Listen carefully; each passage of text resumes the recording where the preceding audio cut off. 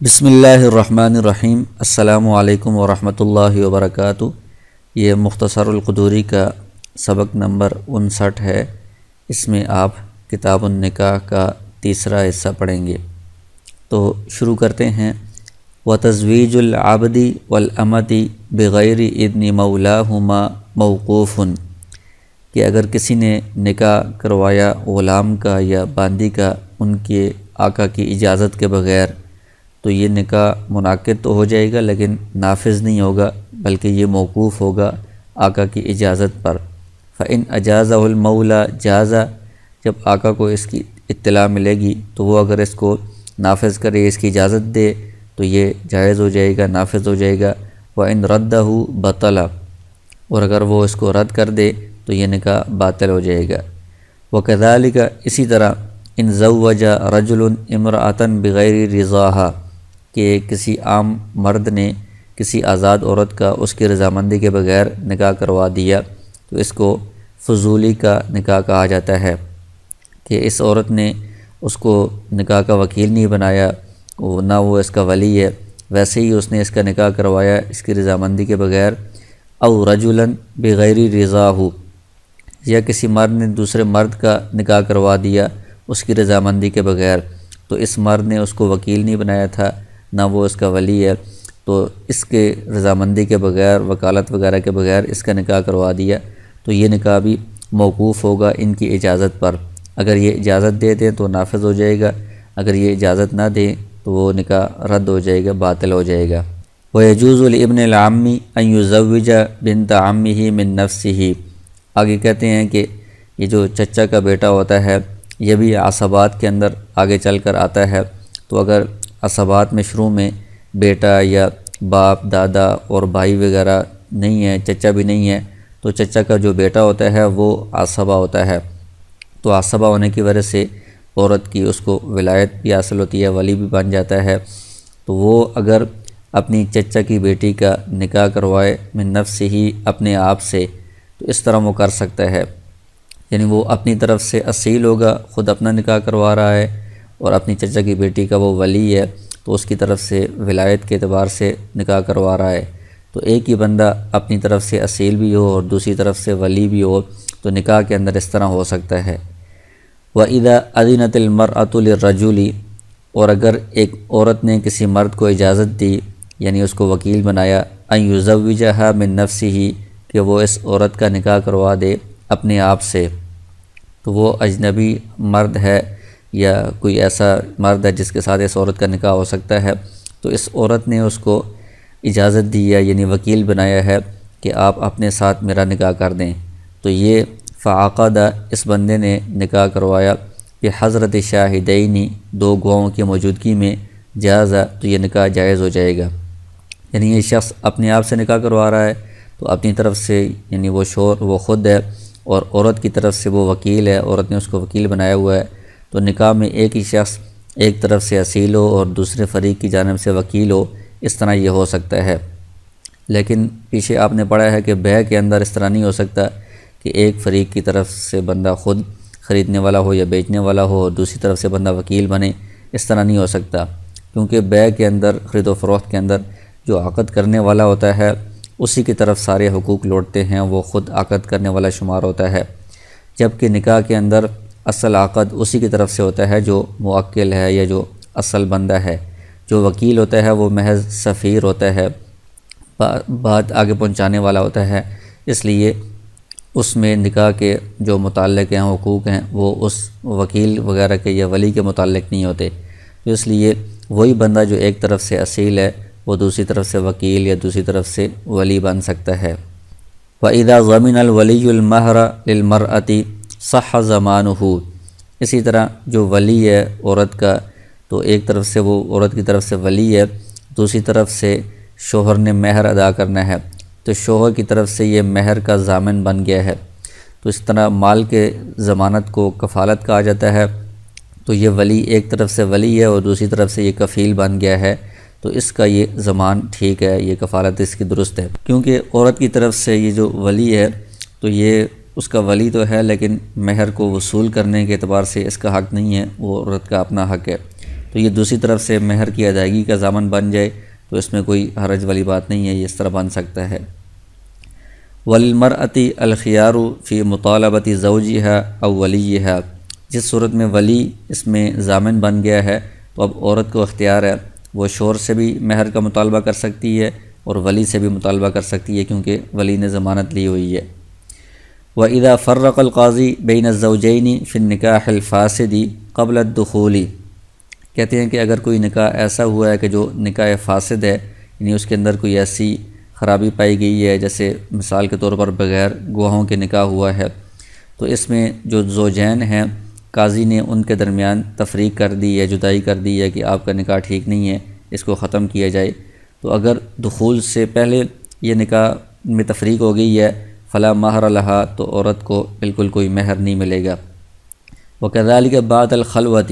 اسی طرح اگر خلوت ہوئی بھی ہے تب بھی اس خلوت کو ہم خلوت صحیحہ شمار نہیں کریں گے، تب بھی اس کو کوئی مہر نہیں ملے گا، اس لیے کہ خلوت صحیحہ تب ہوتی ہے جب وطی کے اندر کوئی مانع رکاوٹ نہ ہو۔ تو نکاح فاسد یہ خود رکاوٹ ہے، یعنی نکاح کے اندر فساد یہ رکاوٹ ہے وطی کرنے میں، کیوں نکاح فاسد ہے، صحیح نہیں ہے، تو اس میں وطی کرنا ان کے لیے درست نہیں ہے، تو اس لیے یہ خلوت صحیحہ نہیں ہوگی۔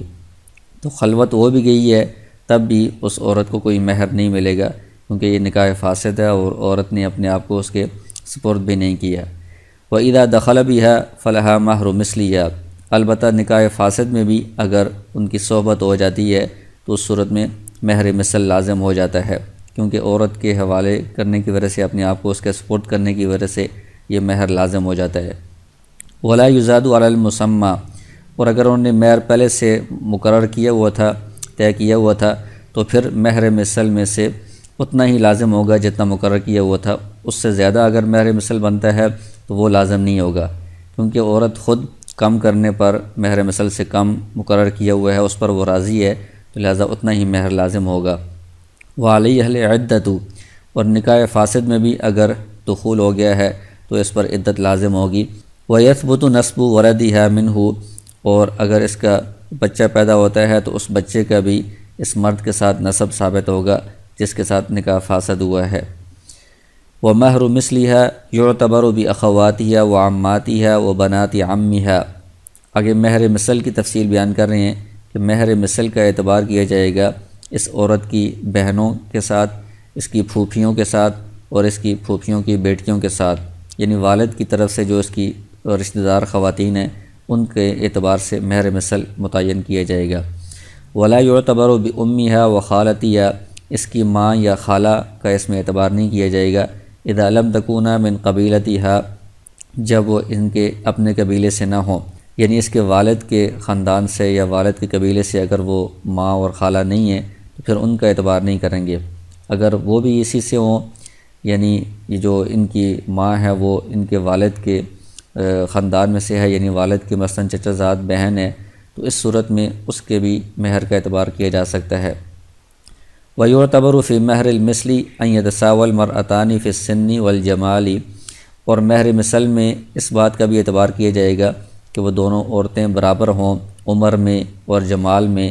اور مال میں اور عقل میں اور دین میں، والبلد والعصر، شہر میں اور زمانے میں، یعنی ان چیزوں کا بھی اس میں خیال رکھا جائے گا۔ تو اپنے والد کی طرف سے جو رشتہ دار خواتین ہیں ان میں سے جن کا اسی زمانے میں نکاح ہو رہا ہے، بہت عرصہ پہلے نہیں ہوا اور اسی شہر میں وہ رہتی ہیں اور ان کے مال اور جمال اور عمر میں بھی اس کے قریب قریب ہی ہیں، برابر ہی ہیں، تو ان عورتوں کو جو مہر دیا گیا تھا تو وہی مہر مثل اس عورت کا بھی شمار ہوگا۔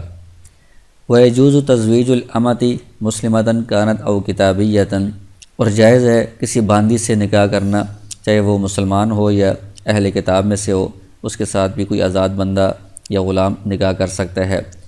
وَلَا يَجُوزُ أَن يَتَزَوَّجَ أَمَةً عَلَى حُرَّةٍ، لیکن کسی شخص کے نکاح میں پہلے آزاد عورت ہے تو آزاد عورت کے ساتھ وہ کسی باندی سے نکاح نہیں کر سکتا۔ وَيَجُوزُ تَزْوِيجُ الْحُرَّةِ عَلَيْهَا، البتہ پہلے باندی ہو، باندی کے ساتھ کسی آزاد عورت سے وہ نکاح کرے تو اس طرح کرنا جائز ہے۔ وَلِلْحُرِّ أَن يَتَزَوَّجَ أَرْبَعًا مِنَ الْحَرَائِرِ، اور آزاد بندے کے لیے جائز ہے کہ وہ 4 شادیاں کر سکتا ہے آزاد عورتوں سے، والإماء، اور باندیوں سے، یعنی ساری 4 آزاد ہوں یا ساری 4 باندیاں ہوں یا کچھ آزاد یا کچھ باندیاں ہیں، تو کل 4 سے وہ شادیاں کر سکتا ہے ایک وقت میں۔ وَلَيْسَ لَهُ أَن يَتَزَوَّجَ أَكْثَرَ مِنْ ذَلِكَ، تو ایک وقت میں 4 سے زیادہ نکاح کرنا، شادی کرنا، یہ اس کے لیے جائز نہیں ہے۔ وَلَا يَتَزَوَّجُ الْعَبْدُ أَكْثَرَ مِنْ اثْنَتَيْنِ، اور غلام 2 سے زیادہ نکاح نہیں کر سکتا، اس لیے کہ غلام کا جو حق ہے وہ آزاد سے آدھا ہوتا ہے۔ فَإِن طَلَّقَ الْحُرُّ إِحْدَى الْأَرْبَعِ، آگے کہتے ہیں کہ ایک آزاد بندے نے 4 نکاح کیے ہوئے تھے، ان میں سے ایک کو طلاق دے دی، طلاقاً بائناً، طلاق بائن، لم يجوز له ان يتزوج رابعة، تو اس کو طلاق دینے کے بعد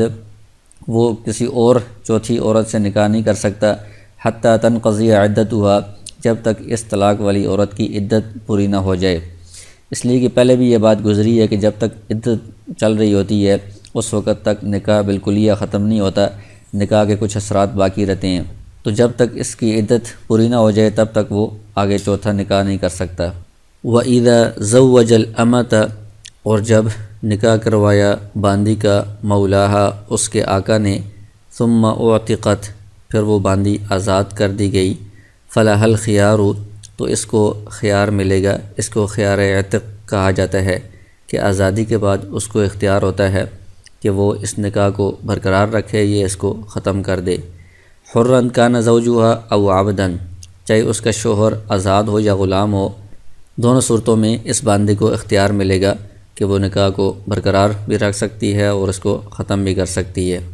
وَكَذَلِكَ الْمُكَاتَبَةُ، اسی طرح مکاتبہ باندی، یعنی ایسی باندی جس کو آقا نے کہا ہو کہ اتنے پیسے آپ دے دیں تو آپ کو آزاد کر دیا جائے گا، تو اس باندی کا بھی وہی حکم ہے جو عام باندی کا ہوتا ہے، تو اس کا بھی جو نکاح ہوگا تو آزادی کے بعد اس کو اختیار حاصل ہوگا۔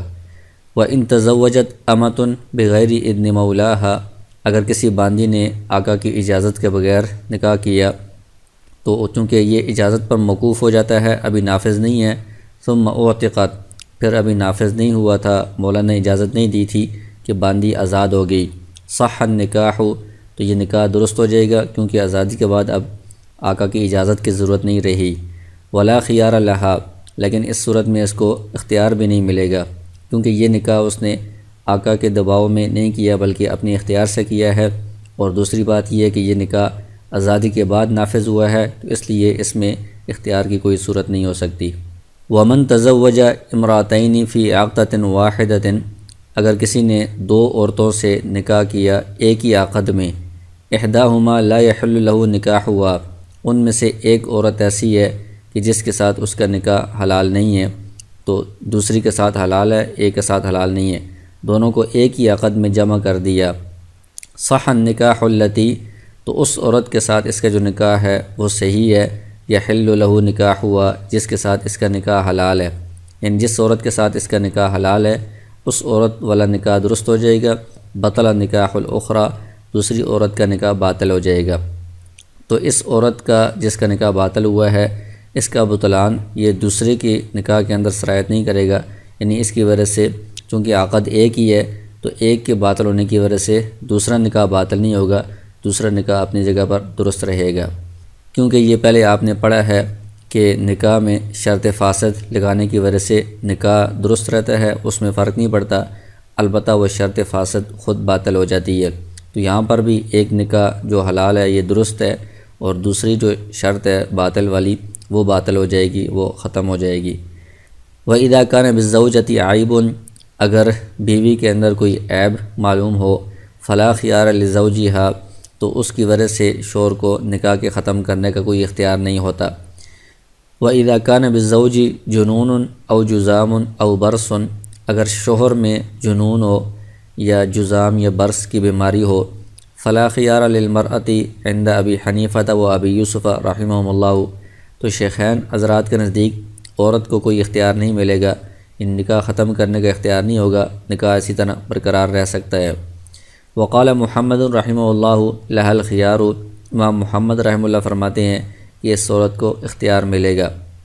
تو اس میں فتویٰ شیخین حضرات کے قول پر ہی ہے، کیونکہ یہ جو بیماریاں ہیں ان کے باوجود وہ شوہر بیوی کے ساتھ رہ سکتا ہے، اس کے حقوق ادا کر سکتا ہے، تو اس لیے عورت کو اختیار نہیں ملے گا۔ وَإِذَا كَانَ الزَّوْجُ عِنِّينًا أَجَّلَهُ الْحَاكِمُ حَوْلًا، اگر شوہر ایسا ہو کہ وہ جماع پر قدرت نہیں رکھتا، نامرد ہے، تو حاکم اس کو 1 سال تک مہلت دے گا، یعنی 1 سال تک وہ علاج وغیرہ کروائے۔ فَإِنْ وَصَلَ فِي هَذِهِ الْمُدَّةِ، اگر اس مدت کے اندر وہ قادر ہو گیا، فَلَا خِيَارَ لَهَا، تو عورت کو نکاح ختم کروانے کا کوئی اختیار نہیں رہے گا، وہ نکاح برقرار رہے گا۔ وَإِلَّا، اگر 1 سال پورا ہونے کے بعد بھی وہ مرد صحبت پر قادر نہیں ہوا، فَرَّقَ بَيْنَهُمَا، تو قاضی ان دونوں کے درمیان تفریق کر دے گا، نکاح فسخ کروا دے گا۔ ان طلبت المرأة ذَلِكَ، اگر عورت اس کا مطالبہ کرے، یعنی عورت کہے کہ نکاح ختم کیا جائے، تو قاضی تفریق کر دے گا۔ والفرقۃ تطلیقۃ بائنۃ، اور یہ جو جدائی ہوگی اس کو طلاق بائن شمار کیا جائے گا، چونکہ یہ مرد کی طرف سے سبب پایا گیا ہے جدائی کا، تو مرد کی طرف سے طلاق ہوتی ہے، اس لیے اس کو تفریق کو طلاق بائن شمار کیا جائے گا۔ بائن اس لیے کہ طلاق رجعی میں تو کوئی فائدہ نہیں ہے، اس میں تو شوہر بعد میں دوبارہ رجوع کر سکتا ہے، پھر دوبارہ قاضی کے پاس جانے کی ضرورت پڑے گی، اس لیے طلاق بائن ہوتی ہے تاکہ ان کا بالکل تعلق ختم ہو جائے۔ وَلَهَا كَمَالُ الْمَهْرِ إِذَا كَانَ قَدْ خَلَا بِهَا، اگر اس شوہر نے عورت کے ساتھ خلوت کر لی تھی تو اس صورت میں عورت کو پورا مہر ملے گا، اگرچہ شوہر جماع پر قادر نہیں تھا، لیکن چونکہ عورت نے اپنے آپ کو پورے اس کے حوالے کر دیا تھا، سپورٹ کر دیا تھا، اس لیے اس وجہ سے اس کو پورا مہر ملے گا۔ وَإِنْ كَانَ مَجْبُوبًا فَرَّقَ الْقَاضِي بَيْنَهُمَا فِي الْحَالِ، اور اگر وہ مرد ایسا ہے کہ وہ مقطوع الذکر ہے، تو اس صورت میں قاضی ان کے درمیان فی الحال یعنی فوراً ہی تفریق کر دے گا۔ وَلَمْ يُؤَجِّلْهُ، اس میں وہ مرد کو مہلت نہیں دے گا، کیونکہ اس میں مہلت دینے کا کوئی فائدہ نہیں ہے، کیونکہ اس کا اب کوئی علاج نہیں ہو سکتا۔ وَالْخَصِيُّ يُؤَجَّلُ كَمَا يُؤَجَّلُ الْعِنِّينَ، کہتے ہیں کہ جو خصی ہے اس کو بھی مہلت دی جائے گی جس طرح کہ عنین کو مہلت دی گئی تھی، اس کو بھی 1 سال تک مہلت دی جائے گی کہ اس میں اگر وہ علاج کروا کر ٹھیک ہو جائے تو نکاح برقرار رہے گا، ورنہ قاضی ان کے درمیان تفریق کر دے گا۔ وَإِذَا أَسْلَمَتِ الْمَرْأَةُ وَزَوْجُهَا كَافِرٌ، اگر کوئی عورت اسلام لے آئی ہے، اس نے اسلام قبول کیا ہے، اس کا شوہر کافر ہے، تو عارض علیہ القاضی الاسلام، قاضی اس کے شوہر کے اوپر اسلام کو پیش کرے گا۔ فَإِنْ أَسْلَمَ، اگر وہ اسلام قبول کر لیتا ہے شوہر، فَهِيَ امرأته، تو یہ اس کی بیوی ہے، ان کا نکاح برقرار رہے گا۔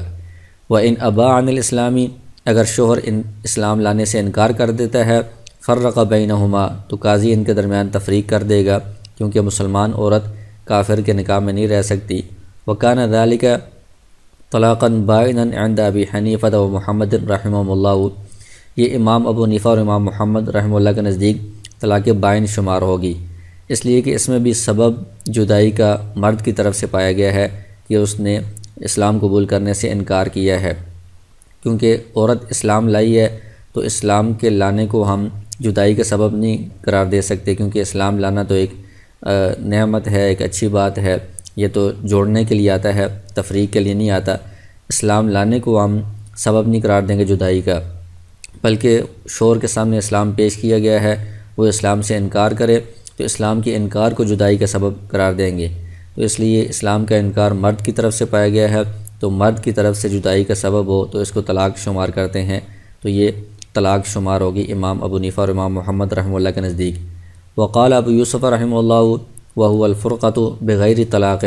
امام ابو یوسف رحمہ اللہ فرماتے ہیں کہ یہ جدائی طلاق کے بغیر ہوگی، یعنی قاضی کی طرف سے یہ فسخ ہوگا، نکاح کو فسخ کیا گیا ہے، اس کو طلاق شمار نہیں کیا جائے گا۔ ان کی دلیل یہ ہے کہ اس کے اندر دونوں کا دخل ہے، یعنی عورت اسلام لائی ہے اور مرد نے اسلام سے انکار کیا ہے، تو دونوں اس میں شریک ہیں، تو اس لیے اس کو طلاق شمار نہیں کیا جا سکتا۔ وَإِنْ أَسْلَمَ الزَّوْجُ وَتَحْتَهُ مَجُوسِيَّةٌ عُرِضَ عَلَيْهَا الْإِسْلَامُ، اگر شوہر اسلام قبول کر لیتا ہے اور اس کی جو بیوی ہے وہ مجوسیہ عورت ہے، تو اس عورت کے اوپر اسلام قبول کیا جائے گا۔ فَإِنْ أَسْلَمَتْ، اگر وہ اسلام لے آتی ہے، فَهِيَ امرأته، تو وہ اس کی بیوی برقرار رہے گی، یعنی ان کا نکاح برقرار رہے گا۔ وَإِنْ أَبَتْ، اور اگر وہ اسلام لانے سے انکار کر دیتی ہے، فَرَّقَ الْقَاضِي بَيْنَهُمَا، تو قاضی ان کے درمیان تفریق کر دے گا، یعنی ان کا نکاح ختم کروا دے گا۔ وَلَمْ تَكُنِ الْفُرْقَةُ طَلَاقًا، تو اس تفریق کو طلاق شمار نہیں کیا جائے گا۔ کیونکہ یہ عورت کے اوپر اسلام پیش کیا گیا ہے، عورت نے انکار کیا ہے، تو عورت کی طرف سے یہ جدائی کا سبب پایا گیا ہے۔ تو عورت کی طرف سے جدائی کا سبب یہ طلاق شمار نہیں ہوتا، عورت کی طرف سے تو طلاق نہیں ہوتی، اس لیے اس کو طلاق شمار نہیں کیا جائے گا، فسخ نکاح یعنی نکاح کو فسخ کرنا شمار کیا جائے گا۔ فَإِنْ كَانَ قَدْ دَخَلَ بِهَا، اگر اس مرد نے اس عورت کے ساتھ صحبت کی ہو، فَلَهَا كَمَالُ الْمَهْرِ، تو اس عورت کو پورا مہر ملے گا۔ وَإِنْ لَمْ يَكُنْ دَخَلَ بِهَا، اور اگر اس کے ساتھ صحبت نہیں کی ہے، فَلَا مَهْرَ لَهَا، تو اس عورت کو کچھ بھی مہر نہیں ملے گا۔ وَإِذَا أَسْلَمَتِ الْمَرْأَةُ فِي دَارِ الْحَرَبِ، آگے کہتے ہیں کہ ایک عورت دارالحرب میں ہے، یعنی کافروں کے ملک میں ہے، وہاں پر اس نے اسلام قبول کر لیا ہے، تو اب وہاں پر جو اس کا شوہر ہے اس کے اوپر تو اسلام پیش نہیں کیا جا سکتا، کیونکہ مسلمانوں کے ملک میں نہیں ہے اور دوسرے ملک میں ہے، تو یہاں کے مسلمانوں کے قاضی کا وہاں پر اختیار نہیں چلتا، تو اب ان کے درمیان جدائی کیسے ہوگی؟ تو کہتے ہیں لم تقع الفرقۃ علیہا، تو اس کی اس شوہر سے جدائی نہیں ہوگی، حتی تحیض ثلاث حیض، جب تک کہ اس میں 3 حیض نہ گزر جائیں، کیونکہ اس میں کافر شوہر کے تحت مسلمان عورت تو نہیں رہ سکتی، تو لازمی جدائی اس کی کرنی ہی ہے۔ تو جدائی کے لیے سبب اسلام کو ہم نہیں قرار دے سکتے، کیونکہ اسلام توڑنے کے لیے، جدائی کرنے کے لیے نہیں ہوتا، تو اس لیے عورت کے اسلام کو سبب نہیں قرار دیں گے، تو مرد کی طرف سے سبب ہوتا ہے۔ تو اگر مرد مسلمانوں کے ملک میں ہو تو اس کے سامنے اسلام پیش کرتے ہیں، وہ اسلام سے انکار کرے تو اس کو ہم سبب قرار دیتے ہیں۔ یہاں پر مرد مسلمانوں کے ملک میں نہیں ہے، اس پر اسلام پیش کرنا یہ ممکن نہیں ہے، تو اس لیے ایک اور چیز کو یہاں پر سبب قرار دیا گیا ہے، وہ یہ ہے کہ عدت گزر جائے، 3 حیض اس کی گزر جائیں تو اس عدت گزرنے کو ہم جدائی کا سبب قرار دیں گے، اس سے فرقت واقع ہو جائے گی۔ فَإِذَا حَاضَتْ، جب اس کے 3 حیض گزر گئے، بانت من زوجیہ، تو وہ اپنی شوہر سے جدا ہو جائے گی، اب وہ کسی اور جگہ مسلمان کے ساتھ نکاح کر سکتی ہے۔ وَإِذَا أَسْلَمَ زَوْجُ الْكِتَابِيَّةِ فَهُمَا عَلَى نِكَاحِهِمَا، اگر ایک کتابیہ عورت تھی، اس کا شوہر مسلمان ہو جاتا ہے تو وہ دونوں اپنے نکاح کے اوپر برقرار رہیں گے، کیونکہ مسلمان کسی کتابی عورت سے نکاح کر سکتا ہے، کتابی عورت مسلمان شوہر کے ماتحت رہ سکتی ہے، اس لیے ان کا نکاح برقرار رہے گا۔ وَإِذَا خَرَجَ أَحَدُ الزَّوْجَيْنِ، اور اگر جو زوجین ہیں میاں بیوی، ان میں سے کوئی ایک نکل کر آ گیا الینا، ہماری طرف، من دار الحرب، دار الحرب سے یعنی کافروں کے ملک سے، وہ ہمارے مسلمانوں کے ملک میں آ گیا، مسلمان بن کر، وقعت البینونۃ بینہما، تو اس سے ان دونوں کے درمیان جدائی واقع ہو جائے گی، کیونکہ اختلاف دارین یعنی دار الحرب اور دار الاسلام میں اختلاف ہو جائے، ایک طرف ہو اور ایک دوسری طرف ہو، تو یہ بھی جدائی کا سبب ہے، اس وجہ سے ان کے درمیان جدائی واقع ہو جائے گی، کیونکہ اب ان کے نکاح کو برقرار رکھنے کا کوئی فائدہ نہیں ہے، ان کے نکاح کے مصالح اس میں فوت ہوں گے، تو اس لیے اب بہتری اسی میں ہے کہ ان کے نکاح کو ختم کر دیا جائے، اب یہ جو ادھر آ گیا ہے مسلمانوں کے ملک میں وہ دوسری جگہ نکاح کر سکے۔ وَإِنْ صُبِيَ أَحَدُهُمَا، اور اگر ان دونوں میں سے کوئی قید ہو کر آ گیا ہمارے ہاں، وقعت البینونۃ بینہما، اس صورت میں بھی ان کے درمیان جدائی واقع ہو جائے گی، کیونکہ اس میں بھی اختلاف دارین ہو گیا ہے، دونوں کے دار مختلف ہیں، تو نکاح کے برقرار رکھنے میں کوئی مصلحت نہیں ہے، تو جدائی کر دی جائے گی۔ وَإِنْ صُبِيَ مَعًا لَمْ تَقَعِ الْبَيْنُونَةُ، اور اگر میاں بیوی اکٹھے قید ہو کر آگے تو اس صورت میں ان کے درمیان جدائی واقع نہیں ہوگی، کیونکہ اب وہ دونوں دارالاسلام میں آگے ہیں، دونوں ایک ہی علاقے میں ہیں، اور ان کے یہاں پر نکاح برقرار رہنے میں کوئی مشکل بھی نہیں ہے، یہ بالکل ممکن ہے، تو اس لیے اب ان کی یہاں پر جدائی واقع نہیں ہوگی۔ وَإِذَا خَرَجَتِ الْمَرْأَةُ إِلَيْنَا مُهَاجِرَةً، اور اگر کوئی عورت دارالحرب سے ہمارے ہاں مسلمانوں کے ہاں آ جاتی ہے ہجرت کر کے، جاز لہا، تو اس کے لیے جائز ہے، ان تتزوج فی الحال، کہ وہ یہاں پہنچے ساتھ ہی فوراً ہی وہ نکاح کر سکتی ہے، کسی مسلمان کے ساتھ شادی کر سکتی ہے۔ ولا عدت علیہا عند ابی حنیفہ رحمہ اللہ، امام ابو حنیفہ رحمہ اللہ کے نزدیک اس پر عدت گزارنا لازم نہیں ہے، اس لیے کہ قرآن کریم میں بھی جو عورتیں ہجرت کر کے مسلمانوں کے پاس آئیں ان سے متعلق کہا گیا ہے کہ ولا جناح علیکم ان تنکحوہن، کہ آپ ان سے نکاح کریں، تو اس میں کوئی حرج نہیں ہے، تو اس میں کوئی تفصیل نہیں آئی ہے کہ عدت کے بعد نکاح کریں یا ابھی نکاح کریں۔ اور دوسری بات یہ ہے کہ یہ جو عدت ہوتی ہے یہ جو پہلا شوہر ہوتا ہے اس کے احترام کی وجہ سے ہوتی ہے، تو یہاں پر پہلا شوہر کافر تھا، تو اس کافر کا کوئی احترام وغیرہ نہیں ہے، تو اس لیے یہاں پر عدت گزارنا لازم نہیں ہوگا۔ فإن كانت حاملا، اگر وہ حاملہ عورت ہے، لم تتزوج، تو اس صورت میں وہ آگے کسی اور کے ساتھ نکاح نہیں کر سکتی، حتی تضع حملها، یہاں تک کہ اس کا حمل وضع نہ ہو جائے، یعنی بچہ پیدا نہ ہو جائے، کیونکہ اس صورت میں بچے کے نسب کے اندر اختلاط کا خدشہ ہوتا ہے، تو اس لیے وضع حمل سے پہلے وہ نکاح نہیں کر سکتی۔ وَإِذَا ارْتَدَّ أَحَدُ الزَّوْجَيْنِ عَنِ الْإِسْلَامِ، آگے مرتد کے نکاح سے متعلق احکام بیان کر رہے ہیں کہ اگر زوجین میں سے یعنی میاں بیوی میں سے کوئی ایک اسلام سے پھر گیا ہے، مرتد ہو گیا ہے، وقعت البینونۃ بینہما، اس صورت میں بھی ان دونوں کے درمیان، میاں بیوی کے درمیان جدائی واقع ہو جائے گی۔ وکانت الفرقۃ بینہما بغیر طلاق، اور ان کے درمیان یہ جو جدائی ہوئی ہے اس کو طلاق شمار نہیں کیا جائے گا، بلکہ یہ نکاح کا فسخ ہے، یعنی نکاح کو ختم کیا گیا ہے، طلاق نہیں ہوئی۔ فإن كان الزوج هو المرتد، اگر شوہر مرتد ہوا ہے، وقد دخل بها، اور اس نے اس کے ساتھ دخول کیا ہے، فلہا کمال المہر، تو عورت کو پورا مہر ملے گا، کیونکہ صحبت کے بعد پورا مہر لازم ہو جاتا ہے۔ وإن لم يدخل بها فلہا نصف المہر، اور اگر اس نے دخول نہیں کیا یعنی خلوت وغیرہ نہیں ہوئی، تو عورت جو مسلمان ہے اس کو نصف مہر ملے گا، کیونکہ دخول سے پہلے اگر طلاق ہو جائے یا جدائی ہو جائے تو اس سے نصف مہر لازم ہوتا ہے، تو یہاں پر بھی اس کو طلاق تو ہم شمار نہیں کریں گے، لیکن یہ جدائی ایسے ہی ہے گویا کہ موت کی وجہ سے جس طرح جدائی ہوتی ہے اس طرح مرتد کو بھی موت کے احکام اس میں شمار کیے جاتے ہیں۔ وَإِن كَانَتِ الْمَرْأَةُ هِيَ الْمُرْتَدَّةُ، اور اگر عورت مرتدہ ہوئی ہے، فإن كانت قبل الدخول فلا مہر لها، اگر دخول سے پہلے وہ مرتد ہوئی ہے تو پھر اس کو کوئی مہر نہیں ملے گا، کیونکہ اس نے اپنے آپ کو روک لیا ہے شوہر کے حوالے کرنے سے یا شوہر کے سپورٹ کرنے سے، تو اس میں اس کی اپنی کوتاہی ہے، اس کا اپنا دخل ہے، تو اس کو کچھ بھی مہر نہیں ملے گا۔ وإن كانت الردة بعد الدخول فلها المہر، اور اگر یہ عورت دخول کے بعد مرتد ہوئی ہے تو اس صورت میں اس کو مہر ملے گا، کیونکہ دخول کی وجہ سے مہر پورا لازم ہو جاتا ہے۔ وإن ارتدا معا، اور اگر میاں بیوی دونوں اکٹھے مرتد ہو گئے، ثم اسلما، پھر دونوں اکٹھے اسلام لے آئے، معا فہما علی نکاحہما، تو ان کو نکاح کے اوپر ہی برقرار رکھا جائے گا، ان کا نکاح اسی طرح برقرار رہے گا۔ ولا يجوز ان يتزوج المرتد مسلمۃ ولا مرتدۃ ولا کافرۃ، کہتے ہیں کہ جائز نہیں ہے کوئی مرتد نکاح کرے کسی مسلمان عورت سے، اور نہ مرتدہ عورت سے اور نہ کافرہ عورت سے، اس لیے کہ جو مرد مرتد ہوتا ہے اس کو 3 دن تک مہلت دی جاتی ہے، اس کو سمجھایا جاتا ہے، اگر وہ نہیں مانتا، دوبارہ اسلام میں نہیں آتا، تو اس کا تو حکم یہ ہے کہ اس کو قتل کر دیا جائے گا، لہٰذا اس حالت میں اس کو نکاح کرنے کی اجازت نہیں دی جا سکتی، نکاح کرنے کا کوئی فائدہ نہیں ہے۔ وَكَذَلِكَ الْمُرْتَدَّةُ، اسی طرح جو مرتدہ عورت ہے اس کو بھی اسلام پیش کیا جاتا ہے، ورنہ جیل میں ڈال دیا جاتا ہے جب تک وہ توبہ کر کے دوبارہ اسلام میں نہ آ جائے، تو اس لیے جب اس کو قید کیا جائے گا تو اب اس کا کسی کے ساتھ نکاح کروانے میں کوئی فائدہ نہیں ہے، اس لیے یہ بھی کسی کے ساتھ نکاح نہیں کر سکتی۔ لا يتزوجها مسلم ولا کافر ولا مرتد، تو اس مرتدہ عورت کے ساتھ نہ مسلمان نکاح کر سکتا ہے، نہ کافر اور نہ مرتد۔ وَإِذَا كَانَ أَحَدُ الزَّوْجَيْنِ مُسْلِمًا، اگر میاں بیوی میں سے کوئی ایک مسلمان ہو، فَالْوَلَدُ عَلَى دِينِهِ، تو ان کی جو اولاد ہوگی اس کو مسلمان کے دین پر شمار کیا جائے گا، اس کو اولاد کو بھی مسلمان شمار کیا جائے گا،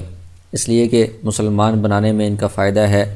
آخرت کا بھی فائدہ ہے کہ آخرت کے اندر مسلمانوں کو ہی نجات ملے گی، کافر تو ہمیشہ کے لیے جہنم میں رہیں گے،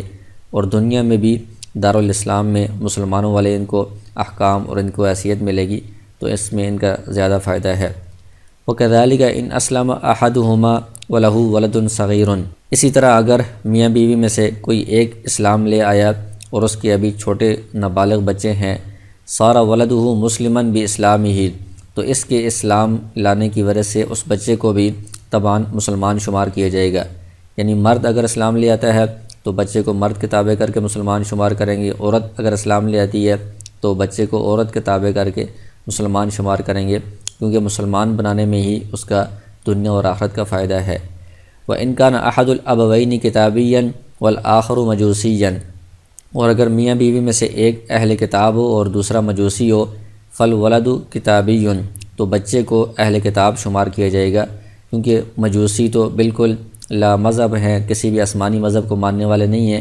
کتابی جو ہیں اگرچہ وہ مسلمان نہیں ہیں لیکن وہ آسمانی مذہب کو، آسمانی کتاب کو ماننے والے ہیں، تو یہ مجوسیوں سے بہرحال بہتر ہیں، تو بچے کو یہ کتابی شمار کیا جائے گا۔ وَإِذَا تَزَوَّجَ الْكَافِرُ بِغَيْرِ شُهُودٍ أَوْ فِي عِدَّةِ كَافِرٍ، اگر کسی کافر نے نکاح کیا بغیر گواہوں کے یا کسی دوسرے کافر کی عدت کے دوران عورت سے نکاح کر لیا، وَذَلِكَ فِي دِينِهِمْ جَائِزٌ، اور وہ جس مذہب کو ماننے والے تھے تو ان کے مذہب کے مطابق یہ معاملہ اس طرح جائز تھا، ثم اسلما، بعد میں وہ دونوں میاں بیوی اسلام لے آئے، مقر علیہ، تو ان کو اسی نکاح پر برقرار رکھا جائے گا، کیونکہ وہ نکاح ان کے مذہب کے مطابق ہو رہا تھا اس وقت، وہ درست تھا، اور اب ہمارے ہاں نکاح کو آگے جاری رکھنے میں، برقرار رکھنے میں کوئی ممانعت نہیں ہے، تو اس کو برقرار رکھا جائے گا۔ وَإِن تَزَوَّجَ الْمَجُوسِيُّ أُمَّهُ أَوْ ابْنَتَهُ، اور اگر کسی مجوسی نے اپنی ماں سے یا بیٹی سے نکاح کیا ہے،